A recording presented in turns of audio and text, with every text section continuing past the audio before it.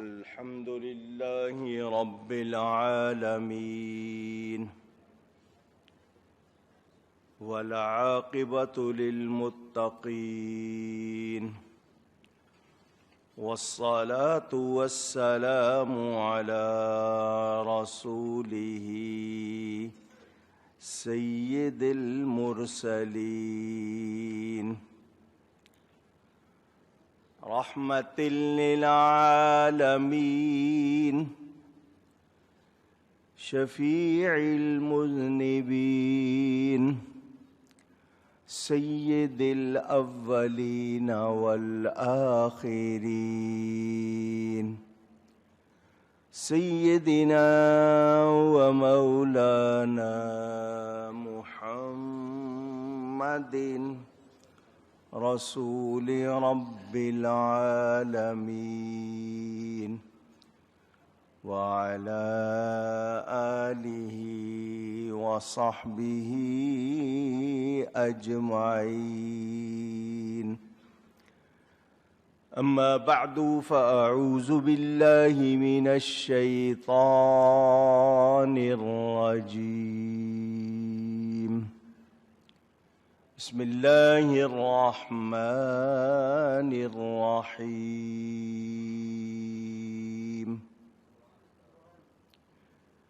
إنك ميت وإنهم ميتون. صدق الله العلی العظیم. محبت کے ساتھ ایک مرتبہ دروشی پڑھ لیجئے. اللهم صل على سيدنا ومولانا محمد معدن الجود والكرم وآله وصحبه وبارك وسلم. الصلاة والسلام عليك يا رسول الله. الصلاة والسلام عليك يا حبيب الله. الصلاة والسلام عليك يا رحمة للعالمين وعلى آلك وأصحابك يا شفيع المذنبين.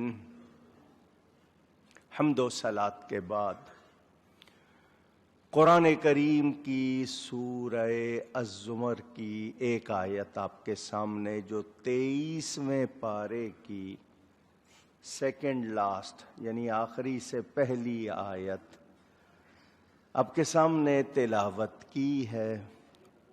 مختصر وقت ہے مگر ایک مسئلہ بیان کرنا ہے. اللہ تعالی مجھے توفیق دے کہ میں حق بیان کروں اور اللہ ہم سب کو توفیق دے کہ ہم حق کو مانیں، اس کو قبول کریں اور اس پر عمل کریں. جمعۃ الوداع ماہ رمضان کا ممکنہ، کیونکہ اگر اگلا 29 تاریخ کو آنا ہوتا تو پھر وہ جمعۃ الوداع ہوتا، تو وہ 30 کو ہے کہ شاید مل جائے. اس کو جمعۃ الوداع اصطلاح میں لوگ کہنے لگ گئے کہ یہ ماہ رمضان کے رخصت ہونے کا اشارہ اور یوم انعام کے آنے کا اشارہ. غم ہے کہ ماہ رمضان جا رہا ہے، خوشی ہے کہ ماہ یوم انعام آ رہا، جس کو آپ عید کہتے ہیں. وہ یوم انعام جو انعام کا اپنے آپ کو لائق بنا لے، اس کی عید اللہ ہم سب کو عید عطا فرمائے. اس ماہ رمضان میں آپ جو لوگ یہاں آتے ہیں برسوں سے انہوں نے دیکھا ہے میں جمعۃ الوداع میں یوم تجدید مناتا ہوں. نبی پاک سے عشق کے وعدے کو دہراتے ہیں، تازہ کرتے ہیں، ان کے دین کی پابندی کا عہد کرتے ہیں. اپنے آپ کو پھر تیار کرتے ہیں کہ کچھ بھی ہو جائے نبی کا دامن نہیں چھوڑیں گے انشاءاللہ۔ میرا موضوع آج حیات النبی ہے۔ ٹیلی ویژن پر، سوشل میڈیا پر کچھ لوگوں نے بکواس کی، اس کی وجہ سے جو ٹی وی دیکھتے ہیں یا جن پڑھتے سنتے ہیں ان کو پتہ چلا ہوگا، لوگوں نے نبی کی زندگی کا انکار کیا۔ وہ جو انکار کرنے والے ہیں وہ جانے ان کا انکار جانے، وہ جانے ان کا ٹھکانہ جانے۔ میں اپنے زندہ نبی کی بات کر کے آپ کے ایمان کو مضبوط کرنا چاہتا ہوں۔ میرا نبی زندہ ہے، کوئی شبہ نہیں۔ اس حوالے سے دو تین باتیں آپ تک پہنچاؤں گا۔ پوری تقریر تو شاید نہ ہو سکے، ٹائم تھوڑا ہوتا ہے۔ کچھ باتیں مختصراً۔ وما توفیقی الا باللہ العلی العظیم۔ اللہ تعالیٰ ارشاد فرماتا ہے انک میت وانہم میتون۔ بے شک آپ نے بھی انتقال فرمانا ہے اور انہوں نے بھی مرنا ہے۔ کافروں کو بہت جلدی تھی، یہ نبی کب جائے گا؟ اس کے دین کی باتیں سن سن کے ہم تھک گئے۔ معاذ اللہ وہ نبی پاک کے دنیا سے پردہ فرمانے کے منتظر کہ یہ اگر چلے جائیں گے تو بات ساری ختم ہو جائے گی۔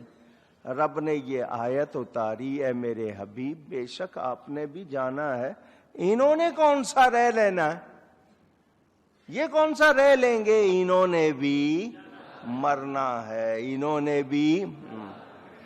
اس آیت کو پڑھ کر آج کچھ لوگ کہتے ہیں دیکھو اللہ نے نبی کے لیے میت کا لفظ کہا، بیان فرمایا، تو تم کیوں کہتے ہو کہ نبی کے بارے میں یہ لفظ نہ کہا جائے؟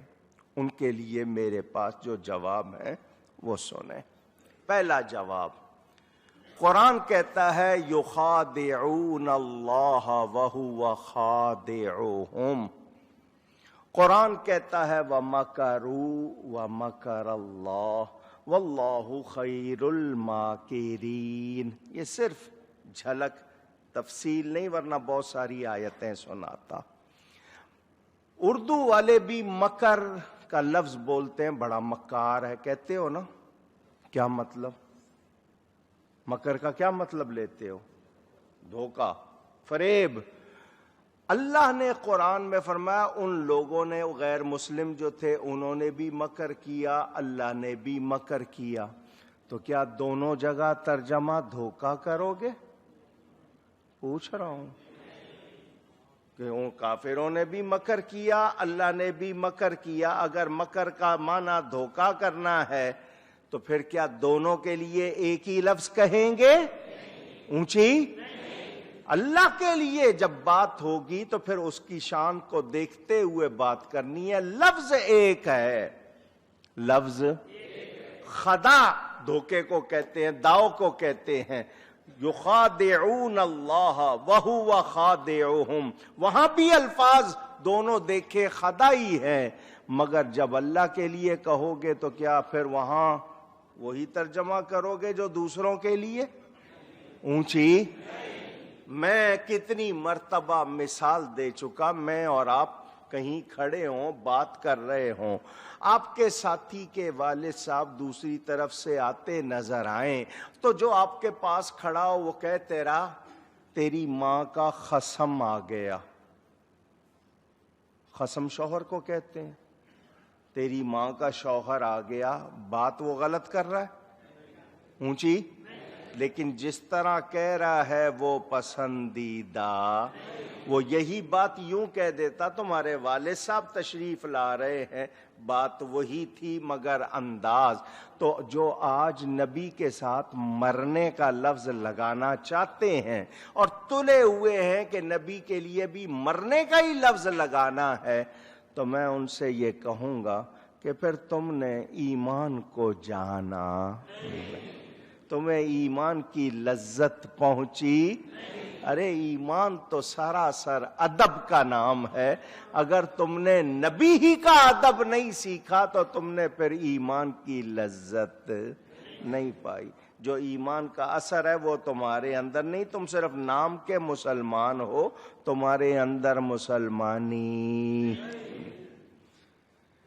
سمجھ آ رہی ہے بات؟ ہم نبی پاک صلی اللہ علیہ وسلم کو بشر مانتے ہیں، بشر مانتے، جو نہیں مانتا اس کو ہم کہتے ہیں وہ قرآن کا منکر ہے، کیونکہ قرآن میں فرمایا گیا وہ ضرور بشر ہیں مگر میرے تمہارے جیسے نہیں ہیں۔ وہ کیسے بشر ہیں؟ ان جیسا کوئی بشر، وہ بے مثل ہیں، بے مثال ہیں، ٹھیک ہے؟ تو جب وہ بے مثل ہیں، بے مثال ہیں، تو ان کی موت بھی میرے تمہاری جیسی اونچی، تو ہم ان کے لیے یہ بات قرآن کے تحت کل نفس ذائقۃ الموت اور انک میتم و انہم میتون پر یقین رکھتے ہوئے یہ کہتے ہیں میرے آقا کو ایک لمحے کے لیے موت آئی مگر ان کی حیات میں فرق نہیں آیا، ان کی حیات میں فرق، یہ حقیقت ان پر پوری ہوئی مگر ان کی حیات میں فرق اونچی نہیں آیا، نہیں آیا، نہیں آیا۔